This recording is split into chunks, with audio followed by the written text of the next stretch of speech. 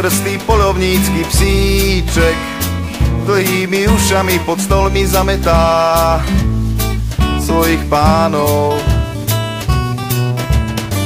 Spadli, stretpali sa zo stoličiek, nad každým zavrtí chvost ako kométa a ľútostivo štekne.